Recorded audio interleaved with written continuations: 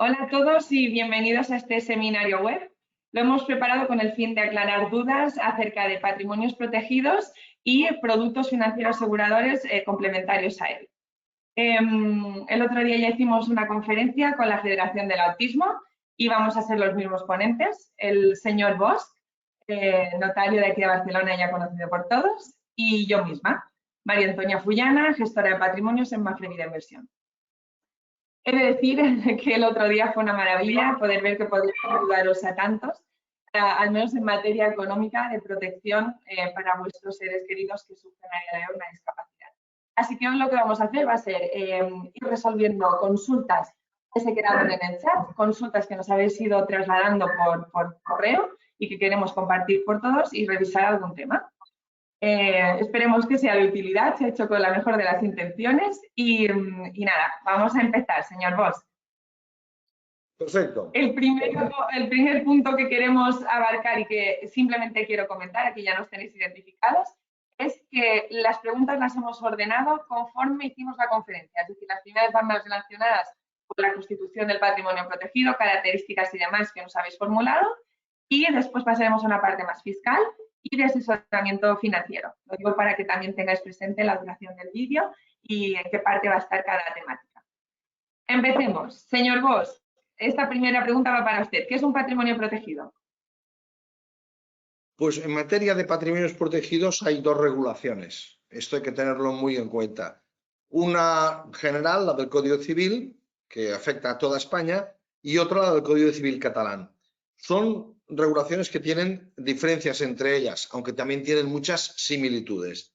La más importante de las diferencias es que el patrimonio protegido, según el Código Civil, es un patrimonio separado, pero que es titular del beneficiario, la persona con discapacidad.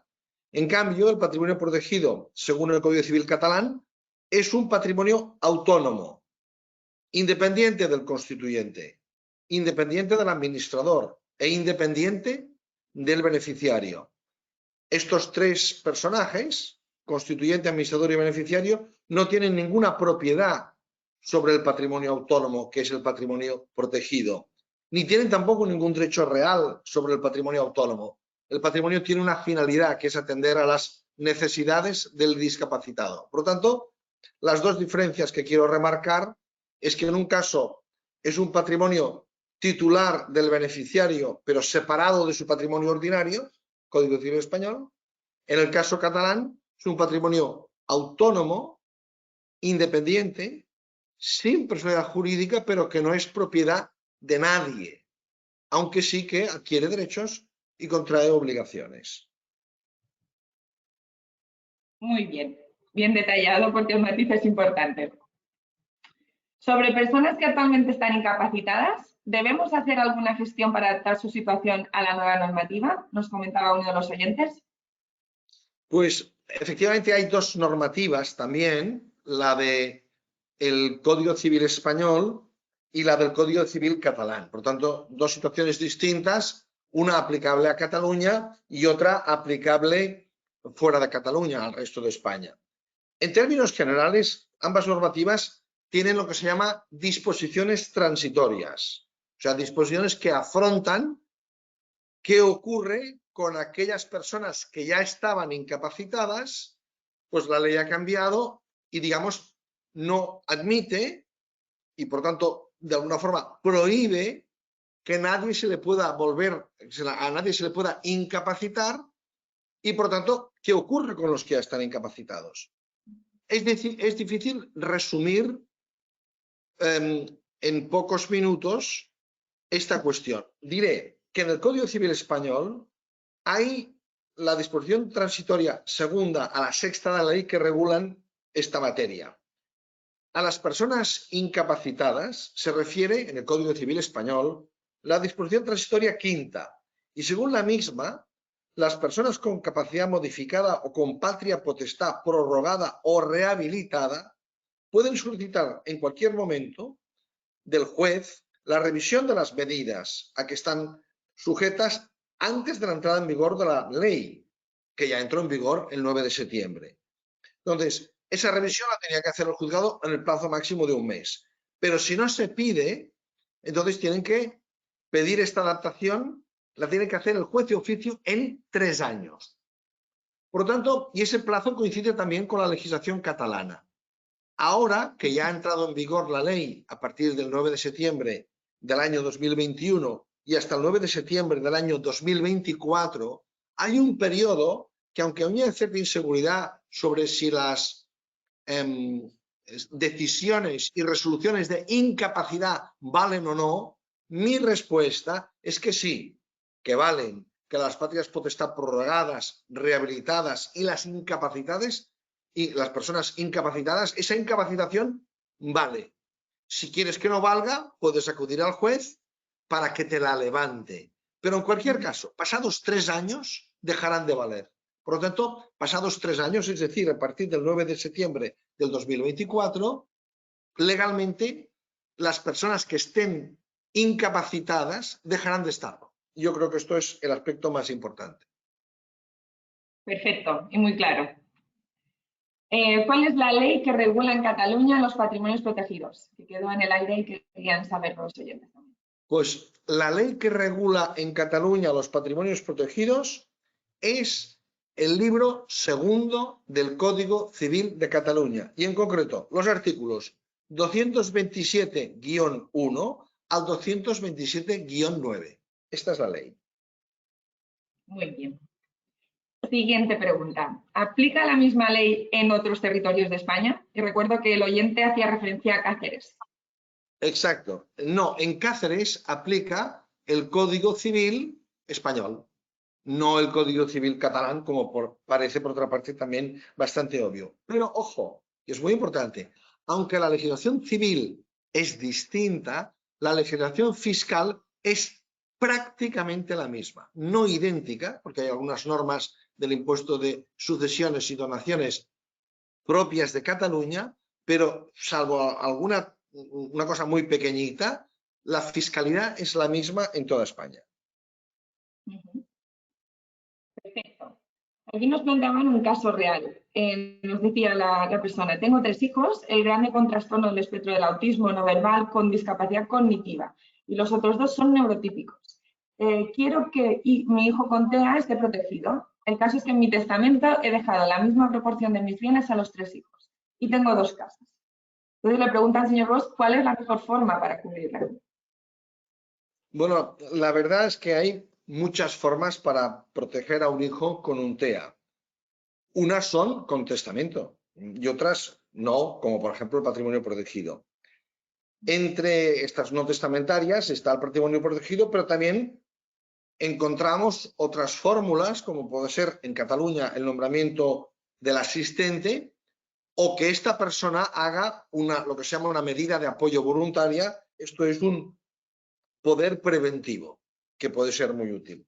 Tendría que hacerle a esta persona yo una serie más de preguntas para poder aconsejarle exactamente. Necesitaría más datos, Pero yo diría que en su testamento lo puede proteger perfectamente o puede constituir un patrimonio protegido. Pero claro, cada cosa depende de la situación familiar, y esta es muy variable. Perfecto. Si somos los padres los constituyentes del patrimonio protegido, ¿pueden aportar a dicho patrimonio familiares o amigos? Los familiares y los amigos pueden aportar bienes al patrimonio protegido en Cataluña. Incluso los puede aportar el beneficiario. Así lo dice expresamente el artículo 227.3.1 del Código Civil de Cataluña. Clarísimo. ¿Se puede aportar al patrimonio protegido desde una sociedad anónima? Que también puede ser el caso. En efecto, el artículo 227-3 que citaba hace un momento admite que cualquier persona, es decir, una persona física o una persona jurídica, puede constituir o aportar a un patrimonio protegido en beneficio de una persona discapacitada. Además, las leyes fiscales prevén expresamente la constitución y las aportaciones por parte de personas jurídicas. Por lo tanto, la respuesta es sí. Afirmativo. ¿Se puede cambiar el administrador del patrimonio protegido con el tiempo? Sí, por supuesto, ya que la administración del patrimonio protegido corresponde a la persona física o jurídica designada en la escritura pública de constitución. Además, a este administrador se le aplican las normas de excusa o remoción que se aplican a los tutores, dice el artículo 227-4.1 del Código Civil de Cataluña. Pero hay que saber que los tutores ya en Cataluña aún existen porque no se ha reformado la ley, pero no se puede constituir la tutela. Pero de momento se aplicarían estas normas. No hay inconveniente para cambiar de administrador, si así se indica expresamente en la propia escritura de constitución.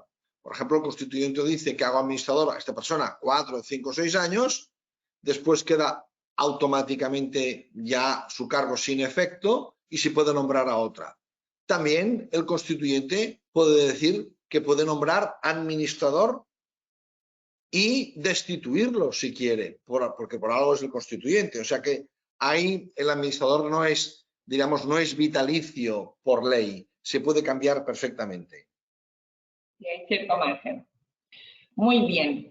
Aquí nos explicaban también una casuística que era: como administradora, ¿puedo algún día vender alguna de las propiedades que están a nombre de mis hijos mientras estos son menores de edad para comprar una casa más grande? Es decir, lo que quería era que su hijo con discapacidad tuviera una casa que le permitiera una mayor calidad de vida.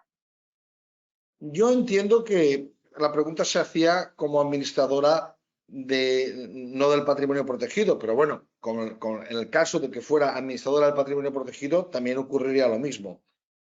En el caso de la venta, si es un patrimonio protegido, la venta la puede hacer perfectamente el administrador del patrimonio protegido y el dinero estaría dentro del patrimonio protegido, no sería del administrador. En el caso que no sea este tipo de administración, sino que la madre sea administradora especial, por ejemplo, porque el hijo ha recibido por un testamento esta casa, pero con la administración de esa persona, vamos a poner la madre, la respuesta es más compleja. En este caso, para vender un administrador, no el del patrimonio protegido, los bienes del hijo, necesita autorización judicial, o en Cataluña una cosa que se denomina la autorización alternativa. O sea, una autorización alternativa a la judicial. Se puede prever, cuando se constituye, se puede prever, o si no, la ley te da esta posibilidad de que para vender, si no acudes a la autorización judicial, pues porque no quieres o no lo crees conveniente, acudas a la autorización alternativa, que es una autorización de los parientes más cercanos. Es un sistema propio de Cataluña, muy interesante. También existe este sistema en Aragón, en donde el administrador cuenta con el apoyo de dos parientes de cada línea paterna y materna del discapacitado. Y en este caso podría efectuar la venta de las propiedades del hijo. Muy bien.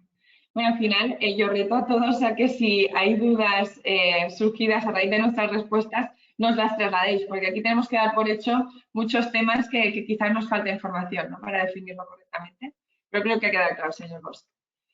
¿Se tiene que hacer con escritura notarial, cada aportación que se realiza al patrimonio protegido? Sí, la respuesta es que tanto los actos de constitución como las aportaciones al patrimonio protegido se tienen que hacer con escritura pública. Efectivamente, así es. Otro caso real. Vamos a ver si tenemos suficiente información. Soy madre soltera y mi hijo será único heredero. Acabo de adquirir un terreno para construir nuestra casa y que el día de mañana, cuando yo no esté, tenga un hogar pagado para vivir. Mi pregunta es acerca de cuál es la mejor opción. Al hacer la escritura del terreno, crear el patrimonio protegido e incluir el terreno, o mejor esperar a que esté la casa construida y después crear el patrimonio protegido e incluir dicha vivienda. Aunque aquí el aspecto fiscal influye bastante, de entrada yo diría que es muy probable que la mejor opción sea aportar al patrimonio protegido una vez la casa esté construida. Es más sencilla y más clara, pero la otra opción es válida y es posible. Es decir, tú puedes aportar el terreno al patrimonio protegido, pero luego tendrás que aportar al patrimonio protegido o hacerlo en préstamo para que pueda construir el patrimonio protegido la casa. Por eso, para evitar todo el tema de la contabilidad del préstamo, etcétera, o a la aportación del dinero, yo creo que es de entrada, sin tener más detalles, es mejor os parece más práctico aportar al patrimonio protegido cuando la casa esté construida. Sin embargo, insisto, la otra opción también es posible. Se tenía que valorar muy bien el destino de estudio. Bien, ahora creo que empezamos a una serie de preguntas que van más relacionadas con fiscalidad y con la parte financiera. Esta en concreto diría que era para mí, ¿en qué apartado de la declaración de la renta debemos poner las aportaciones que realizamos al patrimonio protegido? Bien, antes de nada hay que hacer un inciso. También tenemos que diferenciar entre normativa estatal y normativa catalana. La que rige la fiscalidad y esas ventajas que comentábamos el otro día sería la estatal. Y aquí también tenemos que separar. Si la aportación la realiza una persona física, entonces el beneficio fiscal lo encontraremos en el IRPF, la declaración de la renta. Si por el contrario lo realiza un ente jurídico, entonces lo tendríamos en el impuesto de sociedades. Como aquí la mayoría nos comentasteis personas físicas, centrándome en ese caso, por ejemplo, una madre que aporta al patrimonio protegido porque tiene una hija con discapacidad 10.000 euros, esa cantidad es la que se va a restar de su base imponible. Y simplemente tener en cuenta que el límite de reducción conjunto no puede superar los 24.250 euros y, si fuera el caso, tendrá los 4 ejercicios posteriores, los 4 años siguientes, para poder aplicar dicha reducción. Pero atendiendo bien a la pregunta que nos hacíais, ¿dónde tendríamos que restarlo? Pues lo hemos puesto aquí en rendimientos del trabajo. Hay un epígrafe concreto, número 10, en la página 4 de la aclaración, que hace mención a ello: aportaciones al patrimonio protegido de personas discapacitadas, el que es titular es el contribuyente en importe computable, ¿no? Entonces, aquí simplemente que lo supierais para resolver la cuestión que nos planteaba. Señor Bosch, ¿que el patrimonio protegido tributa en el impuesto sobre el patrimonio? Bueno, en principio no. El patrimonio protegido no es sujeto pasivo del impuesto del patrimonio, porque los sujetos pasivos son las personas físicas. Correcto. En caso de que se integre un inmueble en el patrimonio protegido, ¿quién gestiona el alquiler? Bueno, pues en este caso sería el administrador. Exacto. La pregunta es muy sencilla, es el administrador. Correcto. Bien, en referencia al cobro de un alquiler, ¿queda reducido a los propietarios si va a patrimonio protegido? Para contestar esta pregunta también voy a tener que suponer, si el inmueble está fuera de lo que sería el patrimonio protegido y lo que hacemos es simplemente los cobros de los inquilinos, lo que cobramos, integrarlo dentro del patrimonio protegido, en este caso, sí, es el caso que comentábamos antes, sí se restaría de la base imponible, porque es dinero que desaparecerá incluso de mi patrimonio y pasa a ser del patrimonio protegido en sí. ¿Los importes pueden ser para la subsistencia del beneficiario?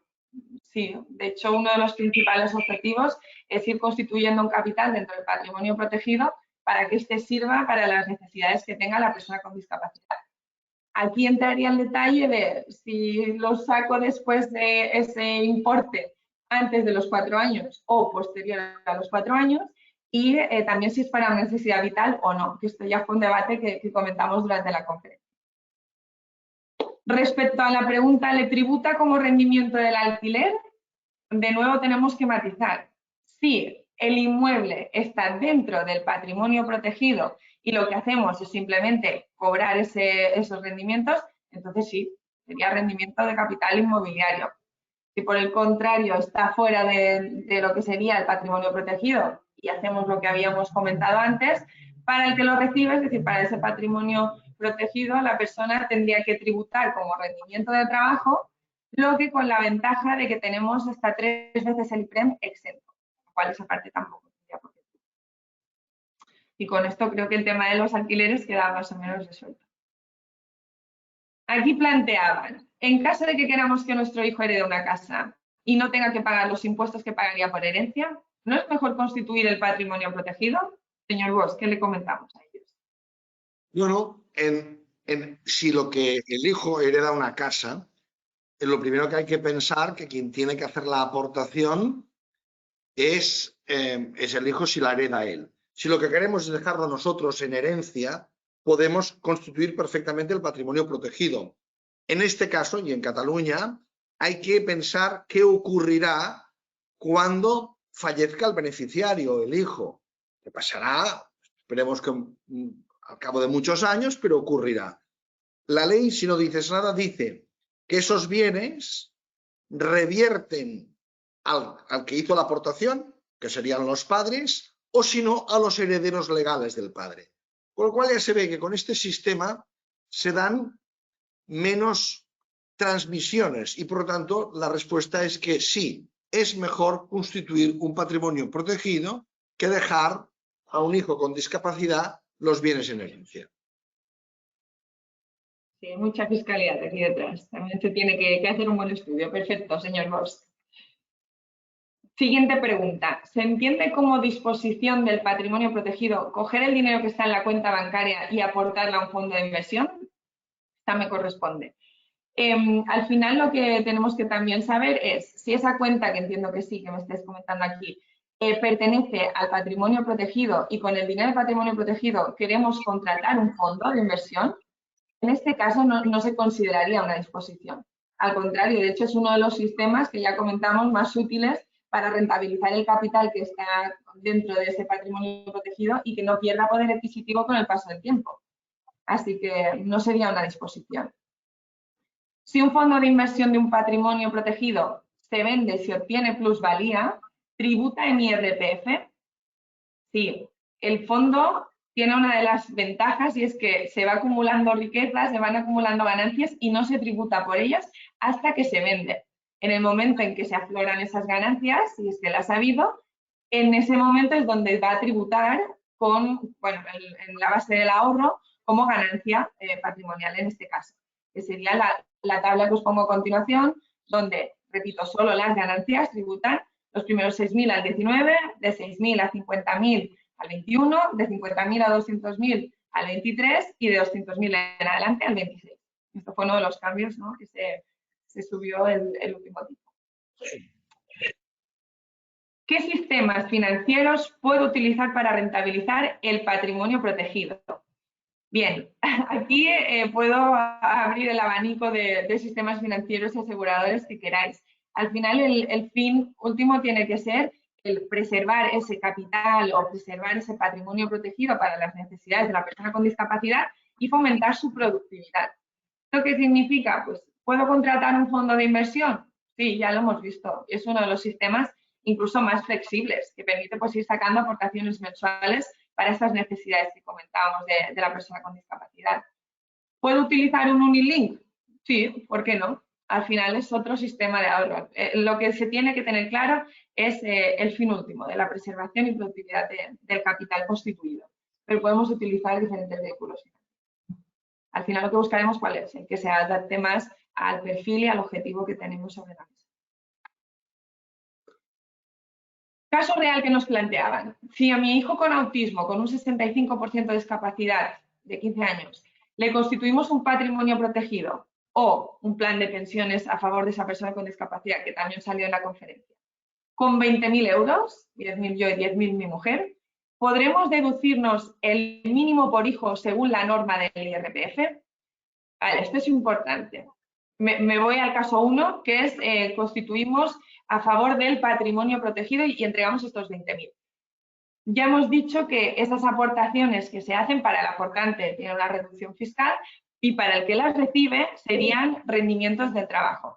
¿Qué pasa? Que como 3 veces el IPREM están exentos de tributar, en este caso sí, y doy por hecho, ese hijo no tiene ninguna otra fuente de ingresos, sería compatible con deduciros el mínimo por hijo, ¿vale? Porque la normativa lo permitiría. De hecho, es la que tenéis aquí, que el descendiente no haya tenido en el ejercicio 2020 rentas superiores a 8.000 euros anuales. Como en este caso las rentas son exentas, la parte no exenta sería mínima, entonces sí que sería compatible esa casuística. En caso de que fueran a planes de pensiones, todavía me lo ponéis más fácil. ¿Por qué? Porque en el momento en que se constituye un plan de pensiones, pues para los padres sí que se podrán restar de su base imponible esas aportaciones, pero para la persona que lo recibe va a estar como en un paréntesis temporal, porque no va a tributar. ¿Cuándo tributará? En el momento que lo cobre. Pero de nuevo, para las personas con discapacidad hay diferencias. No va como los planes de pensiones estándar. Así que cuando lo cobren, van a tener también la ventaja que comentaba antes de 3 veces el IPREM exento si se cobra en forma de renta. Así que en este caso, evidentemente tampoco sería incompatible con deducirnos el mínimo durante el periodo de constitución y en el periodo de cobro, siempre y cuando tampoco tenga ingresos por otra vía, podríamos mantener esa. Perdonad si vamos un poco rápido, pero como podréis pasar y avanzar el vídeo y repetirlo las veces que queráis, es más sencillo. Siguiente pregunta. ¿En qué momento o circunstancias no cumplirán los requisitos para poder seguir deduciéndose el mínimo por hijo a cargo? ¿Cuándo va a perder esa posibilidad o cuándo la vais a perder los padres? Si el hijo, en este caso, deja de ser un conviviente o deja de depender económicamente de vosotros. Segundo, si en este caso el hijo tiene unos ingresos no exentos superiores a 8.000, o el caso que decíamos de los 1.800 euros, que el día que lo puse aquí, efectivamente, el descendiente no presenta declaración del IRPF con rentas superiores a 1.800 euros. En estos 3 casos son los que tendríamos que tener presente en la compatibilidad o no con la deducción. Vamos a por otro caso real que nos planteabais. Plan de pensiones para una persona con discapacidad. En referencia a las aportaciones, ¿en el banco se tiene que presentar el carnet de persona con discapacidad para contratarla o ya saben por el NIF que lo es? Y comentaba la oyente, yo por ejemplo soy discapacitada física y tengo plan de pensiones, pero no sé si lo tengo a favor de persona con discapacidad. ¿Cómo lo puedo saber? Vale, aquí es importante, sea en una banca, sea en una aseguradora, nosotros debemos preguntarlo. En este caso yo te diría que en Mafre, por ejemplo, tenemos en cuenta el Departamento de Bienestar de Cataluña para que nos indiquéis el grado de minusvalía que os otorgan.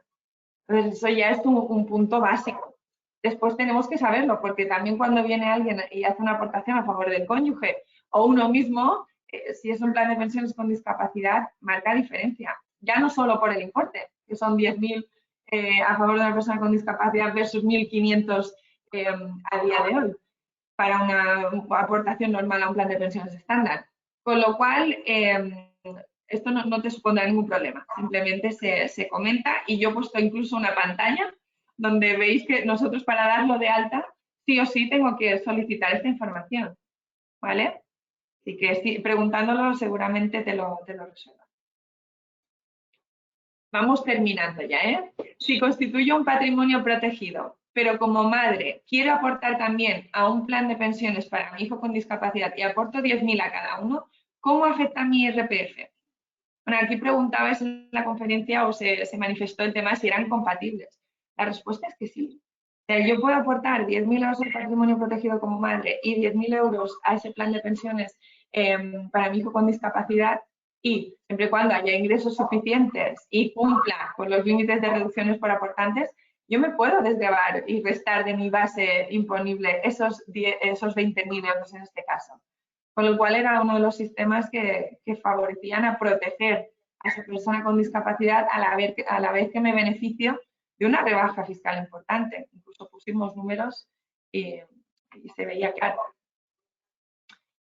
Cuando mi hija con discapacidad rescate el plan de pensiones, ¿tendrá que pagar impuestos? Ya sabemos que lo que va en plan de pensiones no ha tributado hoy, con lo cual siempre termina tributando al final. ¿Qué pasa?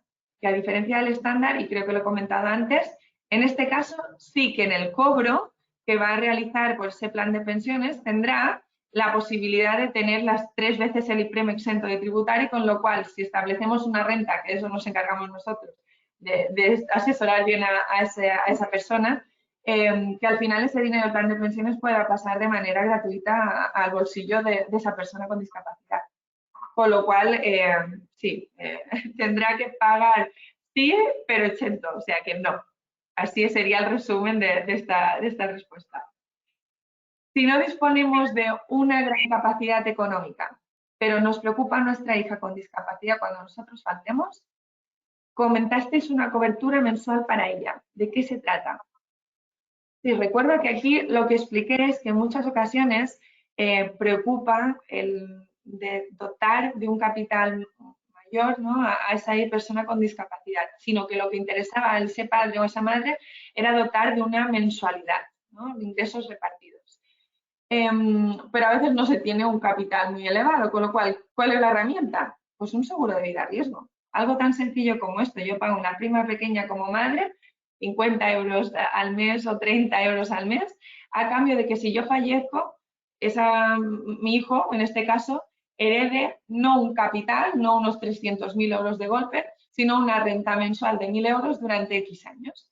Esto lo podemos, de alguna manera, contratar para esa protección económica que tanto preocupa.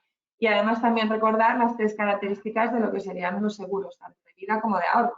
Es que lo que le dejo en herencia, en este caso, fuera de la masa hereditaria, lo permite a esa persona que lo recibe renunciar a la herencia y aceptar el seguro de vida, imaginemos, si hay muchas cargas de deudas.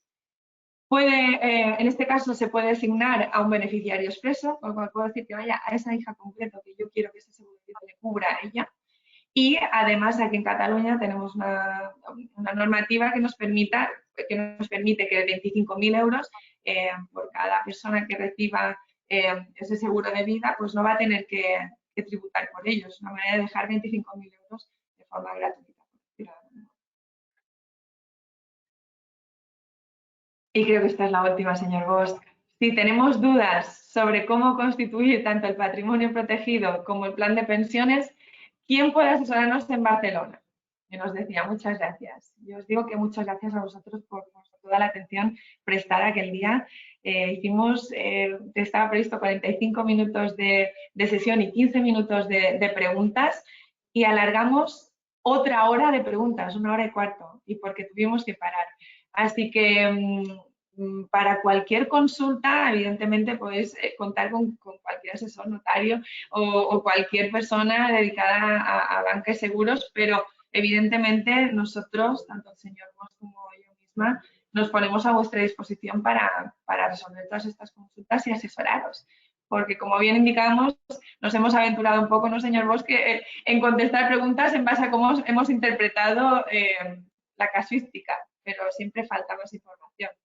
Así que aquí tenéis los datos del señor Bosch, el despacho que tienen, ahí en Paseo de Gracia 32, y correo electrónico y teléfono, y en mi caso lo mismo. Tenemos aquí el correo y teléfono y nosotros estamos en calle Valencia 151 o en Rambla con diagonal, es decir, no será un problema. Así que nada, señor Bosch, ¿quiere añadir algo?